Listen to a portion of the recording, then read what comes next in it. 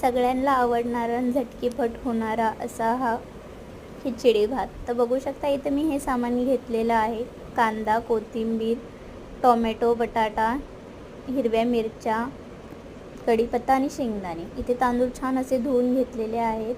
तर चला आता आपण तडका देऊन घेऊयात. इथे मी कुकर ठेवलेला होता. कुकर असं तापलेला आहे तर त्यात मी तेल ओतून घेतले. आता त्याच्यामध्ये आपण जिरा मोहरी टाकून घेऊयात आणि हे सगळे मसाले टाकूयात.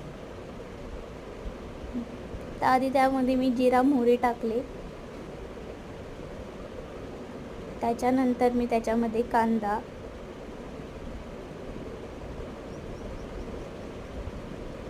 छान असा परतून घेतला. त्याच्यानंतर शेंगदाणे आणि कढीपत्ता आणि टोमॅटो, बटाटा हे सगळंच एकत्र टाकून दिले आणि पुन्हा हेच सगळं परतून घ्यायचं व्यवस्थित.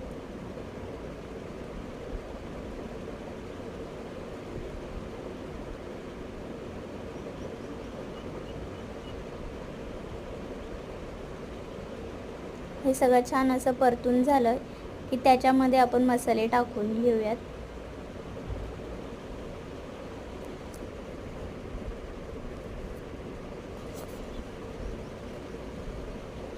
यामध्ये आता मी मीठ टाकले, थोडंसं धना पावडर, हळद आणि मिरची टाकून घेतली. माझ्या मिस्टरांना थोडं तिखट आवडतं म्हणून मी 2 चमचे मिरची टाकली आहे.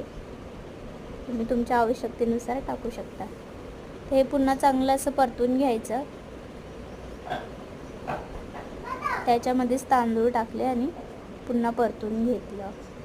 तर आपण तांदळाच्या आवश्यकतेनुसार पाणी टाकायचे. मी इथे 2.5 ग्लास पाणी टाकलं होतं. तुम्ही जसं तांदूळ असेल तेवढं पाणी टाकू शकता.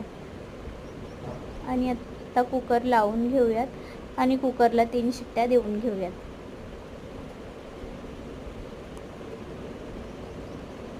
तर कुकर लावून घेतलेला आहे. तर 3 शिट्ट्यानंतर बघू शकता छान असा भात रेडी झालेला आहे, खिचडी भात. व्हिडिओ आवडल्यास सबस्क्राईब करा.